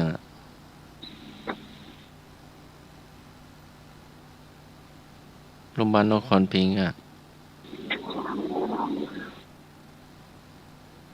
ดีนะมอไซค์มันมาไวเนาะมันถ้ารถใหญ่มันจะช้าเนาะก็เลยมากับมอเตอร์ไซค์อะเด็กวัด อัน วัดปานพรมาส่ง มันไปไปจะระมัดระวังเลยถ้าระวังไปตามที่รถนี่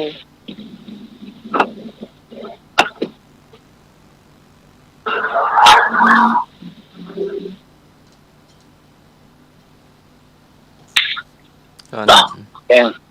หา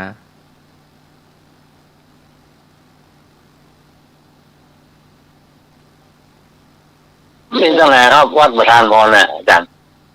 อยู่ใกล้ๆกับโรงแรมเชียงใหม่ภูค อ๋อ คำพูด วัดเนาะอ๋อวัดเขาวัดใหม่แล้วล่ะเรียกปลาข้าวสารได้ป่ะอาจารย์ ำ จะให้การไปแจกคนอีกจ้ะที่เดี๋ยวจะว่าแจกข้าวสารรู้เอาข้าวสารไปแจกคนอีกจ้ะ ละกู้ผิดไป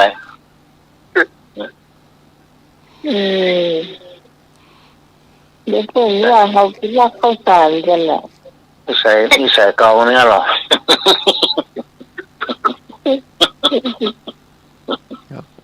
นิมนต์เนาะพาน้อยกำลังคงเข้าเจ้าอยู่ โอ้โหเขาเจ้าอยู่มาเดียว เดี๋ยวฟังปิกวัดว่ะเดี๋ยวนิมนต์ทำวัดตัวกันว่ะ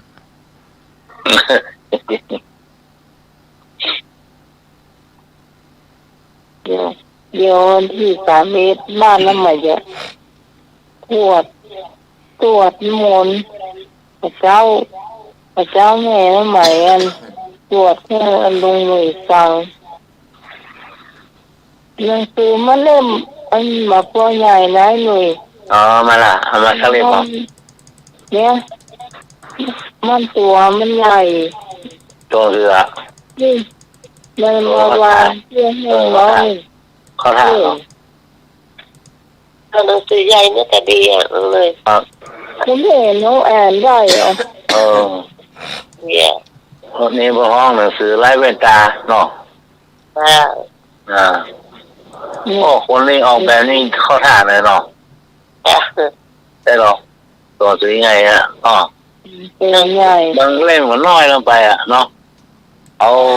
แล้วเขาจะเขียนละเก็บเอาก้านใจเอาเลยอ่ะ นะเจ้านะ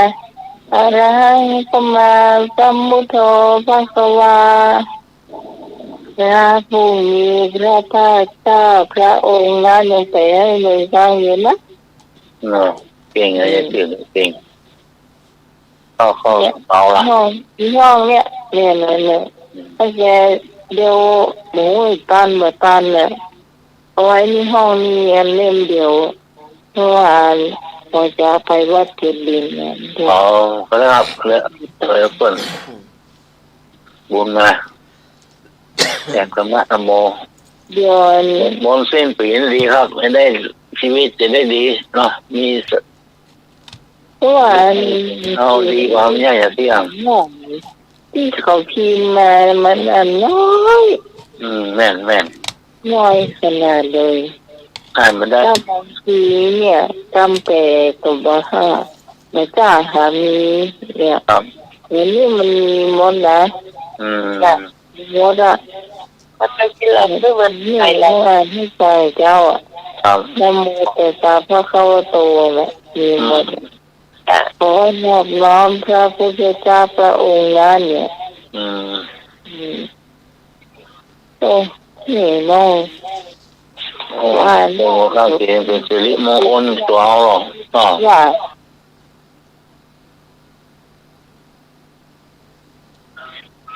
พระพุทธองค์เป็นเรื่องสิ่งสารณะเนาะเจ้าสามประการ นั่นกูเห็นบทมึงกู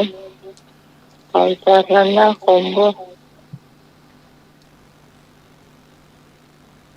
เราทำหลายเล่มก็ได้แล้วน้องใหม่ ครับ อันนี้ มันน่าจะ นี่ก่อนนี่จ้ะเพราะว่าเอาเจ็บนี่ลูกนี่เจ้าว่าคอยจะไปอ่ะเจ็บหมดแล้วนะพวกเนี่ยกูเจ็บหมดแล้วนะ ดีละครับ เนี่ยนี่เจ็บตั้งแต่เจ้านับไป153 ใบอ่ะ โอ้โมรณาเถินเนอร์ แล้วก็หนังสือนี่ก็เอามาที่ห้องนี่มันได้ลืมละไว้เนี่ย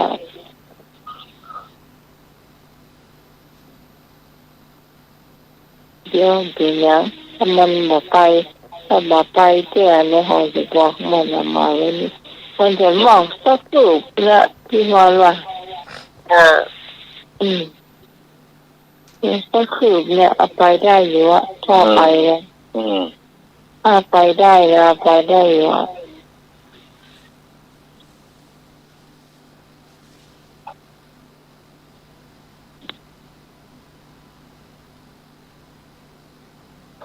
เป็นใหญ่ๆอย่างแขวนมันอ่านง่าย ใหญ่ง่าย สวดมนต์ข้ามปีเนี่ยเนาะ จ้า โอ้สิริมงคลหรอปีก่อนเนี่ยอย่างข้ามไป1 ปีน่ะก็ดีละจ้อ่ะา เดี๋ยวที่30เอาตรวจอิติปิโสเหรอนี่สิ้นปีไปสวดมนต์ข้ามปีคนเดียวเนี่ย ต้องเลยไปบ้านน่ะอยู่บ้านน่ะ บ้านไงบ้านก็ได้เหรอเนาะ ที่คนจะเดี๋ยว ตอนว่าอะไร ที่การที่เปิดกิจชุมสายจนมองข้ามเสียตัวอิติปิโสยามที่แล้วอ่ะ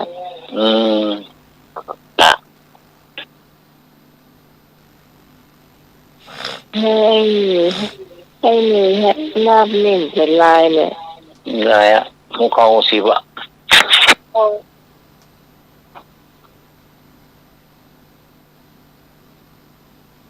อย่าออกไป จ้าอย่างแล้ว อะไรเอ่ยแม่ก็ไม่ใช่แม่เราแต่เราเรียกแม่อะไรอย่างแม่ก็ไม่ใช่แม่เราแต่เราเรียกแม่ น้ ยัง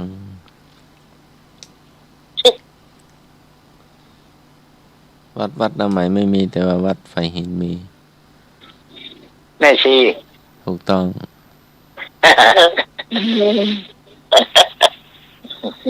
จริง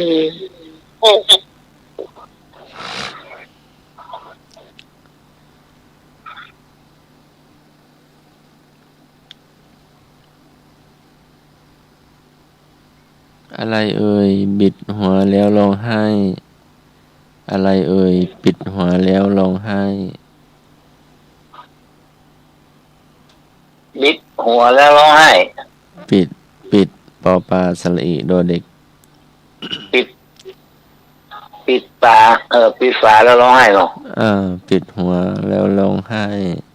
ปิดหัวแล้วร้องไห้น้ำก๊อก ยัง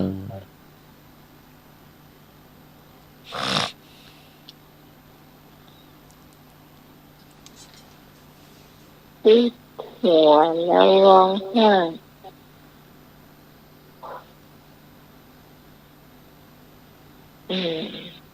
จะเข้าใจ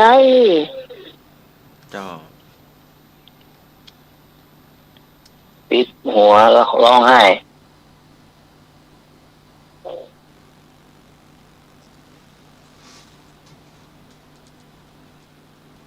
ยังไงก่อน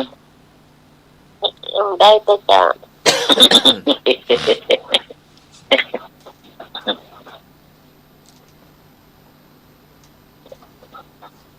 นั่งแต่คนละข้างเรียนร้อนหรอ มีคนตอบนะ เนาะ ครับผม หม้อแกงแม่งก็ครับ ถูกต้อง ฮะ หม้อแกง หม้อแกงนะ หม้อข้าวเดือด โอ้เรื่องมีร้ายล่ะ ครับเดี๋ยวผมจะทาป่าสักวันนะครับ ครับผม พอพานลำหน้ารับพอพานตามหลัง มีอยู่เจ็ดกำพอพานนำหน้า แล้วก็พอพานตามหลัง โอ้สอ มี ง อยู่ พันเนาะ เจ็ดก สองพันเนาะ ำพอพานนำหน้ารับพอพานตามหลัง มีอยู่เจ็ดก พยายามพันตี ำใช่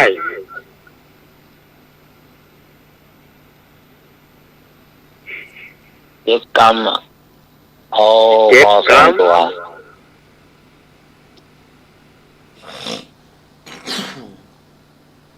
พัน มันอยู่ตรงพุทธคยาพวกประเทศอินเดียพวก โอ้โอ้โห อยู่พุทธคยาประเทศอินเดีย เพื่อยืนจี้อ่ะเพื่อยืนจี้เลยแสนเนี่ยจี้บลูรับไปเลย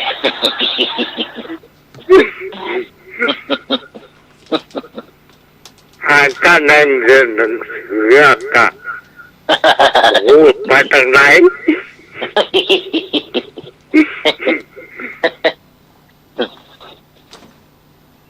ผู้ขยาพวกละโอ้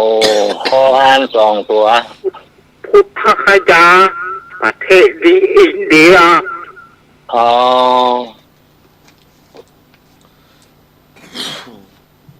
มีอยู่ประเทศอินเดียบ้างอ่ะ อยู่ประเทศอินเดียอยู่พุทธคยาพวก ครับพอพานสองตัว ครับพอพานนำหน้าสักก็พอพานตามหลัง ผู้ที่เจ็ดกรรมอ่ะ ก พาราณสี ำใช่บอกไปนี่อ๋อเป็นพระเจดีย์อ๋อเป็นพระเจดีย์ ดีพระ เจดีย์พุทธคยา ต้มส่งก เจดีย์ผู้ขยาเค ต้องก้าวอย่างกันวะ นอกเลยบอลนอกเลยนอก ครับ เจ้า เอดีสีมหาโพธิ์เอดีสีมหาโพธิ์ โอ้มีหลายโบทุกคนเลยนะ เอเดีย ครับ เอดีสีมหาโพธิ์ โอ้ ไปอยู่อินเดีย เอดีสีมหาโพธิ์นะครับ ต้นโพนะเนาะ ครับมาอยู่ประเทศอินเดียปลูกอยู่พระนาคยาพุ่ง ต้นโพต้นโพโอ้ต้นโพที่มันนั่งไม่มีอยู่ละ ยังมีอยู่แก้วจ้ะ เมื่อ ที่มันนั่งครับที่มันนั่งว่าเกี่ยวไว้แล้วเนาะ จ้ะ มียังเก่าหรอด่า2,000 กว่าปีอะโอ้แสดงว่าคนจะต่อมาเนาะ จ้ะ เป็นรุ่นนี่หนักแน่นแล้วเนาะด่า จ้ะ น่าเชื่อเนาะ2,000 กว่าปี ต่อมา โอ้เป็นเชื่อเป็นเนื้อนอหน้าบุญของเพื่อนเนาะด่านี่เนื้อหน้าบุญของเพื่อนสืบไปมีอ้างมีร้างมันบอกว่านักวัดมันน่าจะเต็มหมด จ้ะแล้วลุงมีอย่างเห็นท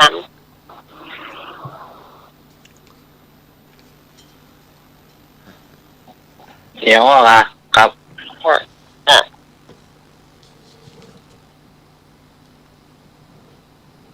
ยังบ้านมาแล้วครับครับผม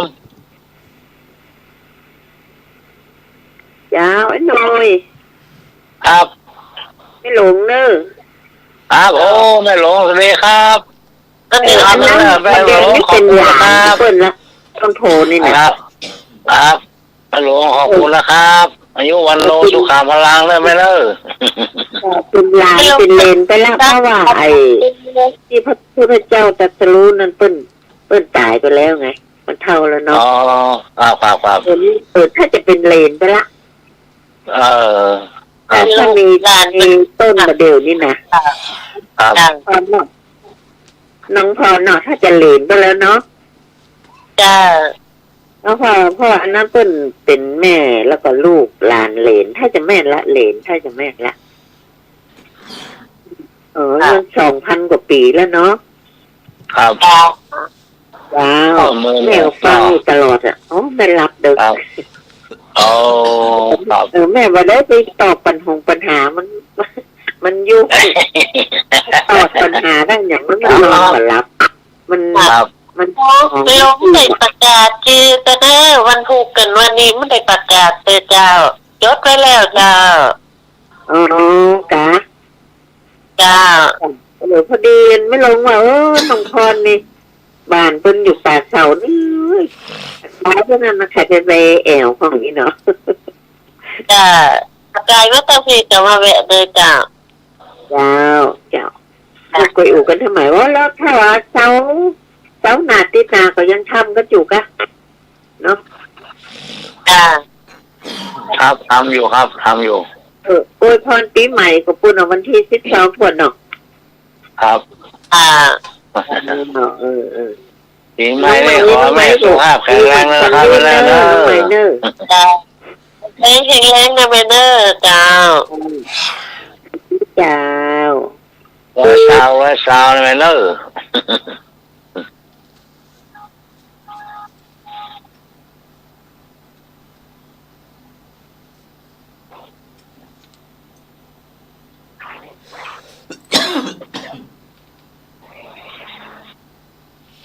อ้าวมา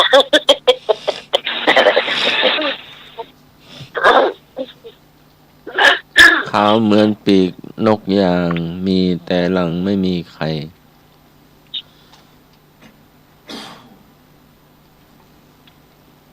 โน่นะอาจารย์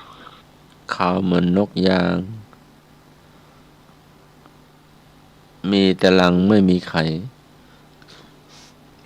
ข่าวมันนกยางมีแต่รังไม่มีใครวะนกแต้เนี่ยอาจารย์ ใจเป็นกองใจเป็นเจ้าของใจกันแดด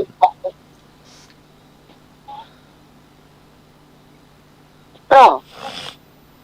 ยัง ยัง ยัง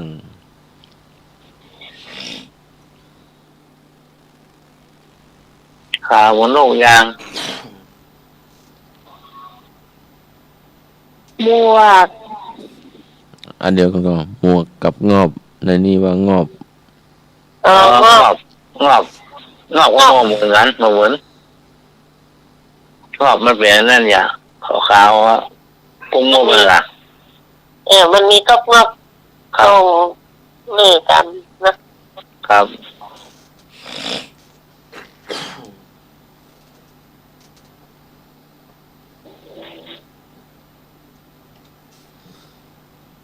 ไม่มีตีน ปีนต้นไม้ได้ หู ถูกต้อง ไม่มีไส้กินคน ไม่มีไส้ไม่มีไส้กินคน ไม่มีไส้กินคนไม่มีไส้กินคน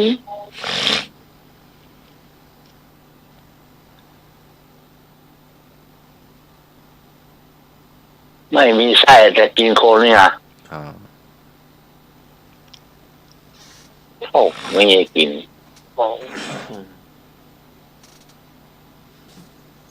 เฉลย ปิง ฮะ ปิง กินเลือดนี่จ่ายกินโคนนี่หมดถูกแล้วอันนี้ขอค้านเลย ปากกระทืน เปลี่ย มาน เปลี่ยนเลยเปลี่ยน ก็ซื้อมาแล้ว ต้นไปเลยนี่ขอเปลี่ยน ถ้าว่ากินเรียนคอยงูอ่ะเนี่ยต่อ กินโคนนี่ว่ะกินโคนต้องกินเป็นตัวกัน กินแต่มันกินยังไม่ไหวมั้ง มันเนี่ยกินเป็นคน ไม่มีขนสะบัดปีก คน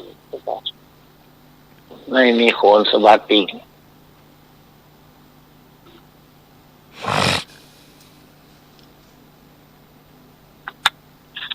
ไม่มีโคนสะบัดปีก จังดิน ย่าง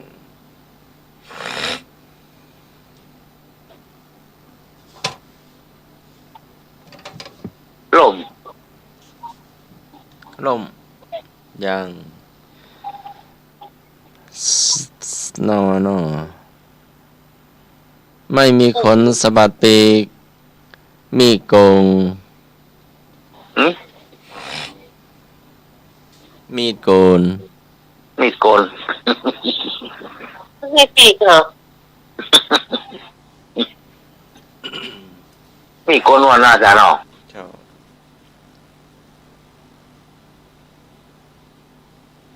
อันนี้คำถามนะไหมเรากินมันเราอยู่ได้ แต่ถ้ามันกินเราตายหรือรอด ว่าไง ถ้าเรากินมันเราอยู่ได้โอ้อันนี้คำถามแรกตอบ เขากินมันเขาอยู่ได้ ตอบคำถามนี้ก่อนก็ได้เอาแต่ถ้ามันกินเราตายเอา เขากินมันเขารอด ใช่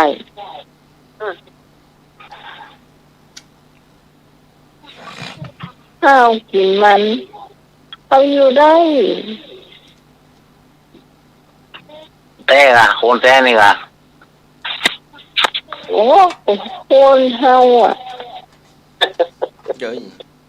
ใหญ่ใหญ่อ่ะนี่ไง นี่ปีเนี่ยกินไม่หมดอ่ะเนาะ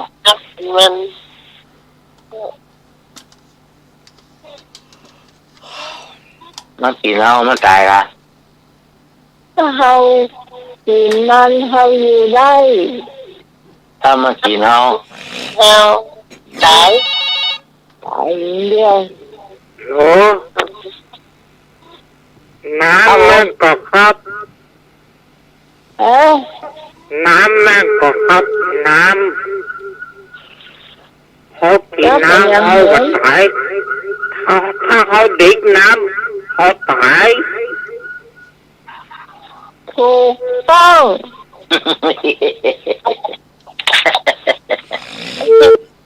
เรื่องอะไรเว้ย การหันละการ ตัวอะไรอยู่ที่ว่าตัวอะไรอยู่ในดินเนี่ย ใส่เดือนอยู่บนฟ้าตัวอยู่ในดินอีกอ่ะมันว่าไอ้เนี่ยทำบุญถูก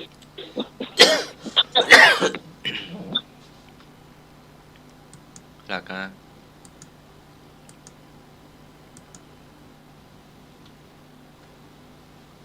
นอนไปนอนมาถึงวันได้โผล่ปีแล้วหายไปข้างลำเดียน โอ้ ใครที่รู้ก็ดูใจว่าจะดียุ่งไปยุ่งมาหายไปข้างมาดูชอบแห่งกัน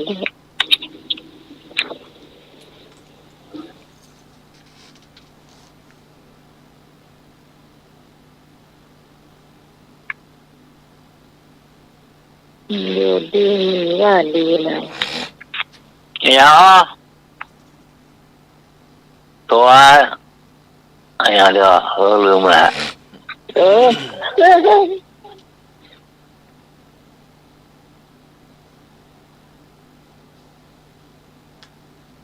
ลืมละ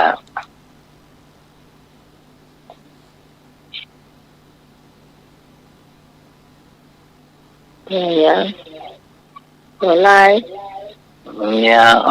แป๊บก็ใบบัตตัน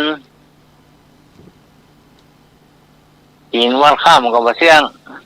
7 วันก็ไปเที่ยวลิ้นนะจ๊ะ เคี้ยวหมด เด้ง จบมาเวลาหมดละ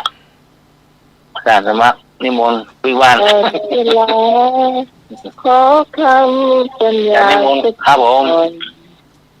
อาจารย์โปรดตั้งเด็ก วิ เจ้า สลาสาพยามันเวติ เพราะไว้วางใจภัยจะตามมาค่ำคืนนี้ก็ไว้พักสวดมนต์แผ่เมตตาหลับเป็นสุขตื่นมาเป็นสุขขอเจริญพร สาธุครั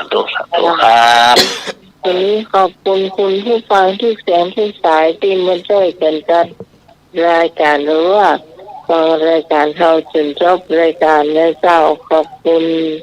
ไอ้หนุ่ยสว่างเมฆขอบคุณที่พรนัทนันมโนพันธ์นะเจ้า ครับ แล้วก็ขอบคุณพระอาจารย์พระครูสมุยสวัสดิ์วิรัติโจผู้ในวยการสถานีผู้ฟังเพลงเสียงเลือกเพลงคุณผู้ฟังได้ฟังตัวเขาจะมาป้ากันไม่ทราบวันพรุ่งนี้3 ทุ่มถึงเที่ยงคืนเหมือนเดิมเนาะถ้าเห็นผู้ก็ ครับ แล้วก็ในติดได้ตีหน้าก็ยังมีเกมให้เล่นอยู่แล้วก็วันที่12วันเลยเราจะมาลากันเนาะที่ฟังจะได้ฟังกันจะตื่นยันเลยถึงได้ฟังจะตื่นหากันก็จำเบอร์กันไว้จดเบอร์กันไว้ในเช้าคำรับไปเองแม่เจ้าประกาศให้เอง31ถ้าฟังอยู่เนาะโทรหาอาจารย์สมกรรมเนาะเพราะว่าเบอร์เอกนี่ข้าเจ้าติดต่อไม่ได้เลย โทรจะไล่จะได้กระตุ้มติดหรือว่าโทรมาตายหนุ่ยก็ได้ไหมเจ้าเลยหนุ่ยนี่จำไม่ยากเนอะ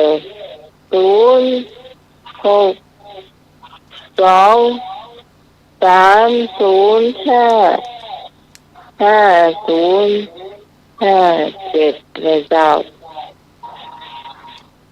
เพราะว่าจะได้รู้ว่าเบอร์เอกเนี่ยเป็นเบอร์นั้นก่อนเนาะถ้าน้องอันที่ต่อยมาได้เลยนะโทรไปแล้วไม่ใช่สักเบอร์เนอะ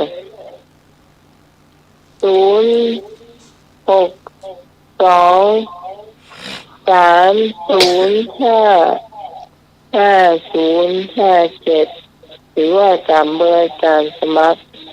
ได้ก็โทรมาตามในเจ้าเนาะเพราะว่าจะได้ติดต่อเอกได้ในเจ้าเนาะสำหรับวันนี้ข้าเจ้าพี่สวยตุริยดอนเจ้าจากบ้านดอนตาลตำบลเหมือนแก้มพลไม่ริมจังหวัดเชียงใหม่ทีมงานธรรมะใครเกลียดทุกคนลาคุณผู้ฟังไปเพียงที่ก่อนสวัสดีเจ้า นี่ครับผมครับ เจ้า